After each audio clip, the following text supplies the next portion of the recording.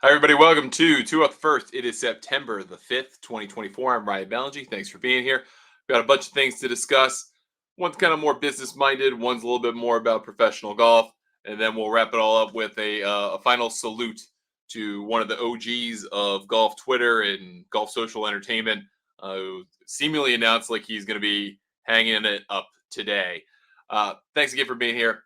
Whether you're watching live, catch us a podcast after the fact, watching a video after the fact, I appreciate it. Happy to take your comments during the show. I learned yesterday that when you comment, I can't respond to you unless I respond to you during the actual show. So I appreciate any comments that you leave during the show. I'm happy to respond to them during the show instead of trying to do it after the fact and obviously failing because you can't do that. So today, let's start with talking about Topgolf. We're going to talk about the Topgolf Callaway golf situation, give you the background on that, and then kind of spin it forward to explain what's going on with that. Then we're going to talk a little bit about the 2025 early LIV Golf schedule that was released and what that should tell us, or what I believe that tells us about how LIV feels about its future. And then we'll talk about Club Pro Guy at the end. So, Topgolf, Callaway, they merged together and formed their own company in 2021 when Callaway bought the rest of Topgolf that it didn't already own. Callaway was an early investor, very smart early investor in the Topgolf concept when it came over here from overseas. And it really started to kind of burgeon as this idea of bringing people into the game and growing the game. And they were bringing people in to play golf at a place that wasn't a golf course and felt a little bit more like a bar or a nightclub or maybe even a bowling alley, but it was working, right? And Callaway, even during their leanest times, had allocated money to having a percentage of this business. So in October 2020, they wind up buying the rest of from Topgolf as Callaway, right? It closes in March 2021. Callaway values Topgolf at like $2 billion. They agree to take on $555 million of debt that Topgolf had, and their debt profile was pretty huge. They combined into one company. They renamed their stock. It's going to be Topgolf Callaway brands. They even lead with Topgolf. That's how important they thought Topgolf was to the business. And off they run. And they're opening aggressively, opening new venues.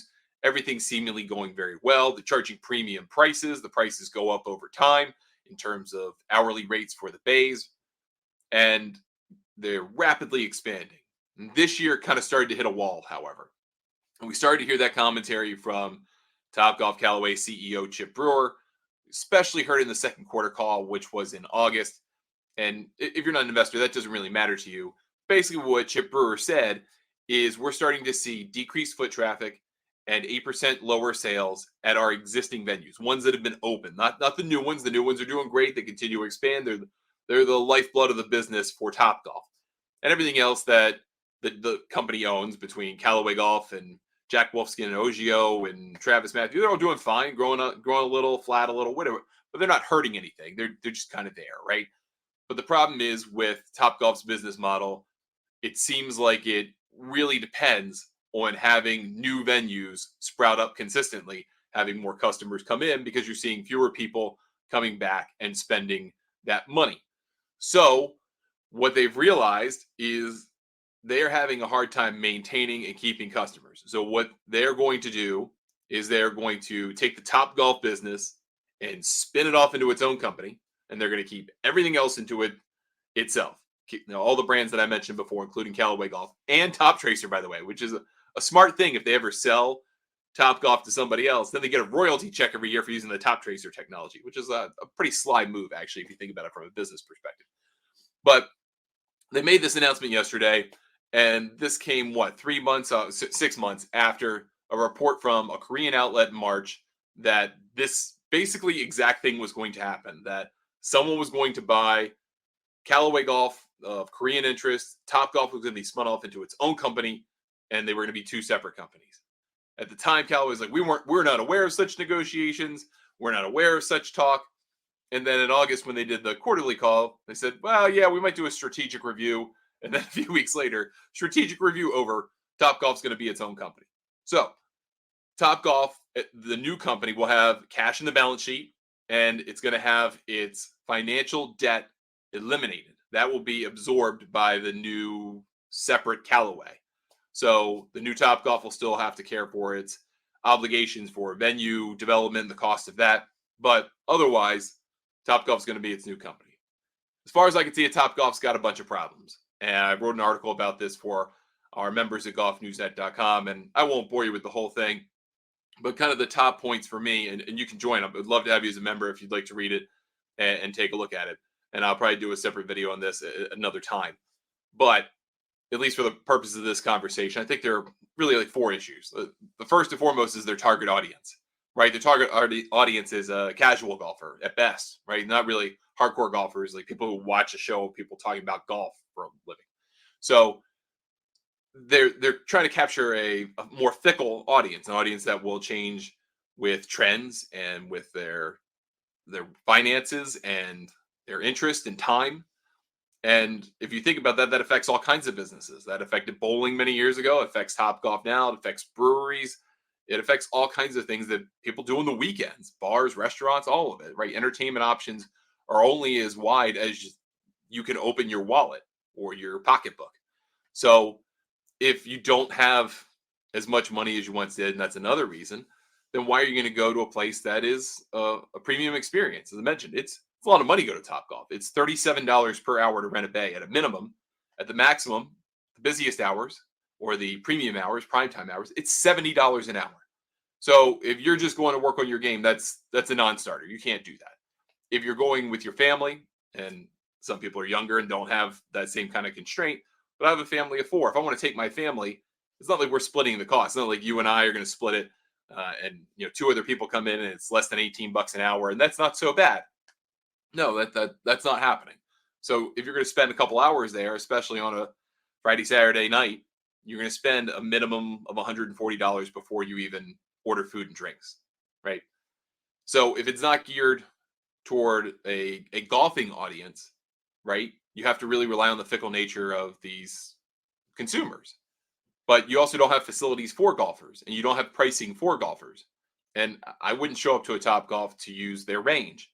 Not because it's bad, but because that's not what it's for. It's not that atmosphere. And the Top Tracer stuff that you get is cool, but it's not enough information for me to pay an hourly rate instead of a by bucket rate that I could get at a driving range. And I could, for the cost of going to Topgolf enough times, get my own launch monitor and take it with me, right?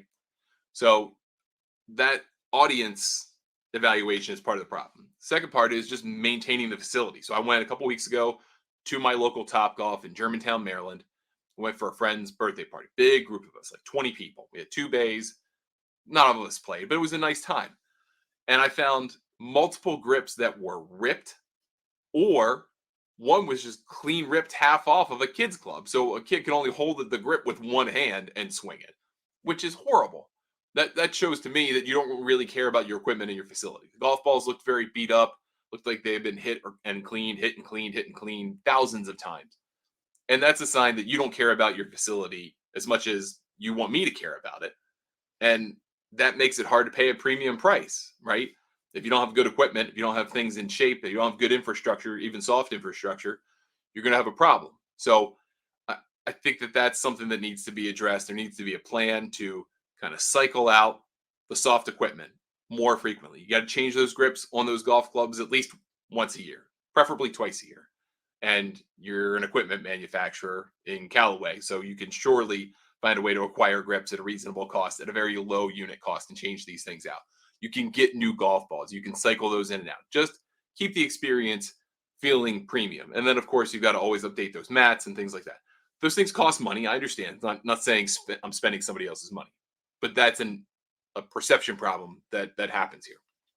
And then the biggest thing here beyond customer experience and pricing is the other side of the coin in pricing. It costs a whole lot more money now to build a venue. Inflation has ravaged not only the consumer, but also the construction industry. There's no such thing as free money anymore. The idea of having 2 and 3% interest rates at the beginning of the pandemic, that's long gone, right? Even though the interest rates are going to come down significantly starting this fall, they're not going to get back to where they were, most likely, right? So free money's gone. The free money train of just building a venue, letting it pay itself back really quickly, that's done, because also construction costs and material costs have gone up 20, 30, 40% in some cases. So it's not as easy to just build a venue and get the payback really quickly. So you have to expand slower. So moving forward, Callaway's or Topgolf, which is going to be its own company, they say by the second half of the year, next year, they're going to have to focus on the venues they've already got. And for me, that means creating memberships for golfers, golfer pricing, grind, for the people who actually want to practice golf. You've got to have more specials. You've got to attract people to the bar and restaurant, not just when they're using the venue, but to come and have a good time and maybe create watch parties and those types of things. But you've got to focus on your existing customers. You got to make those investments in them.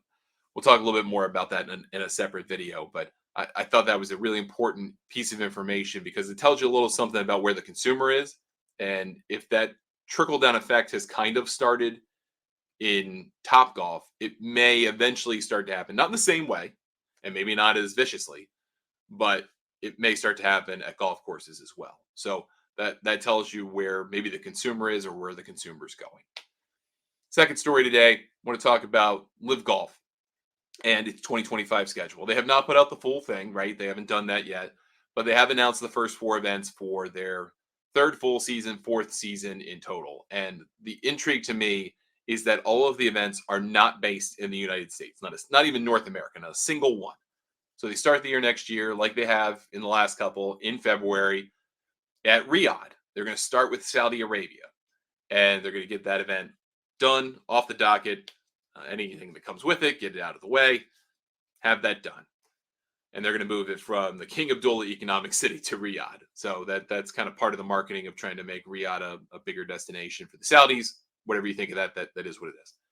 Then they're going to go to Australia, going to go to Adelaide, their most popular event 2 weeks later at the Grange Golf Club, place with the watering hole, really good atmosphere from all accounts. It's by far their most popular event. It's their biggest win. They're going to have that second. Then they're going to go back to Hong Kong once again and Singapore in a 2-week run. So you're not going to see an event on LIV Golf in the United States until at least April, based on basically a proposed schedule that's been handed out to players and discussed over the course of the summer.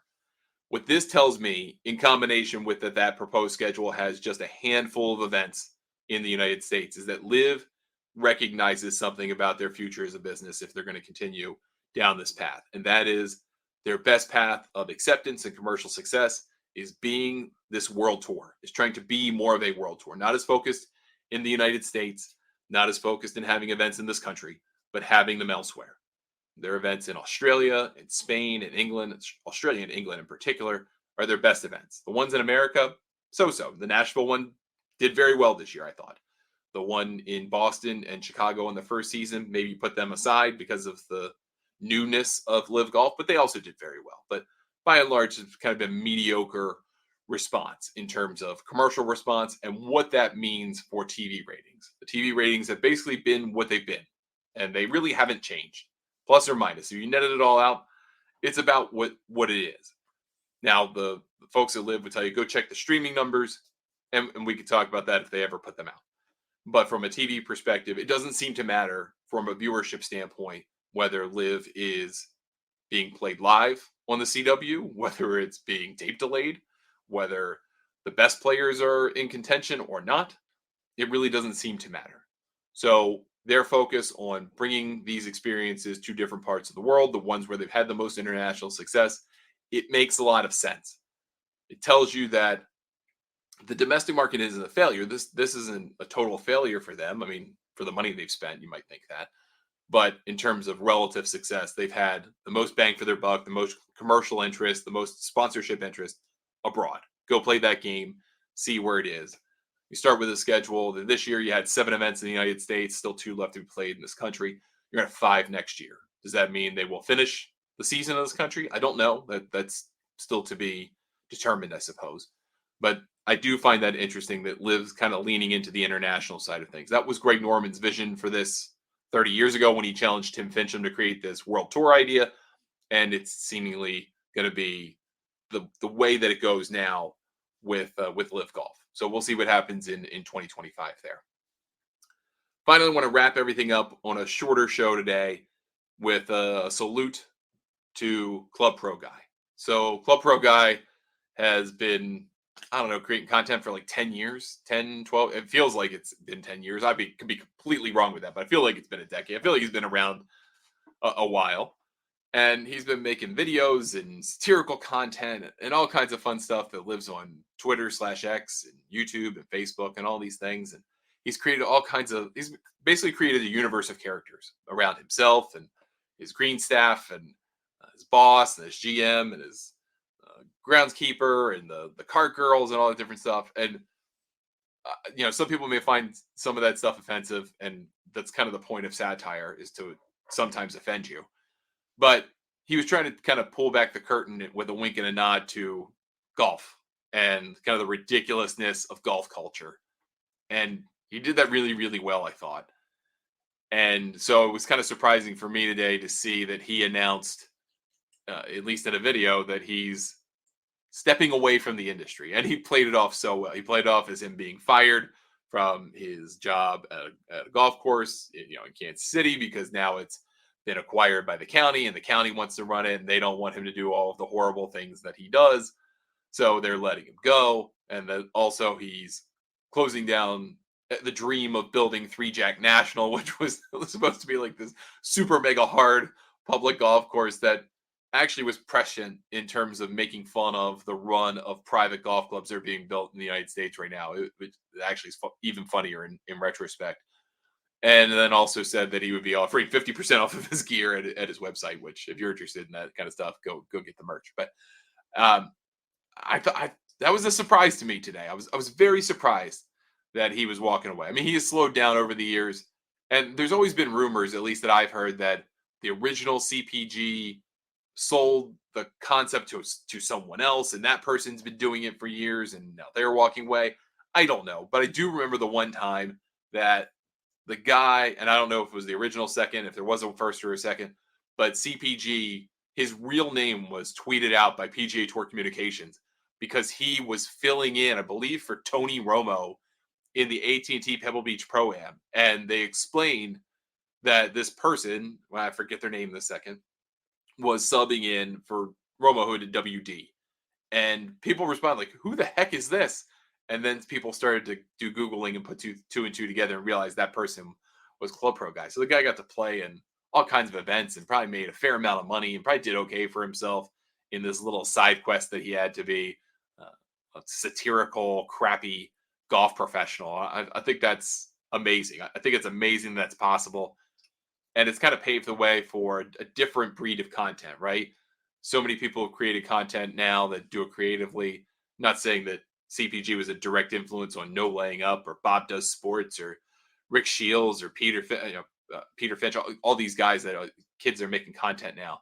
Not saying that at all, but he found a way to make it possible, make it funny, engaging, satirical, and I appreciate that and I respect it, even if I didn't always love the content. I thought a lot of it was pretty spot on in the end. So a salute to him for a great run. Assuming this isn't just some kind of joke that's in like a new thing and a new chapter in CPG, and if it does, hey, fine, that's cool by me. And then also, I just before we started recording this, I saw that Dan Rappaport is leaving Foreplay over at Barstool Sports.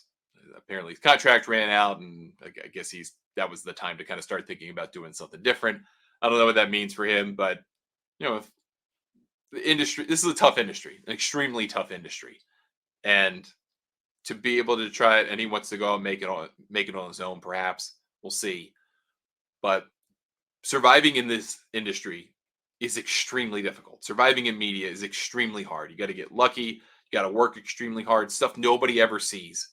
And it is hard to do. So if you can survive and continue and grow and thrive, all the more power to you.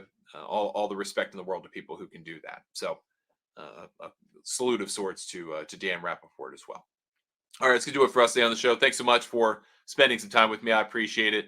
Probably not going to do a show tomorrow. I'm supposed to be playing golf, and we kind of dedicated ourselves to doing shows Monday, Tuesday, and Wednesday. But with Labor Day, I wanted to kind of spin it forward today. So we'll come back next week. We have the Solheim Cup next week. We're going to be live at the Solheim Cup at RTJ. Can't wait for that. So cool to have the Solheim Cup in the DMV area.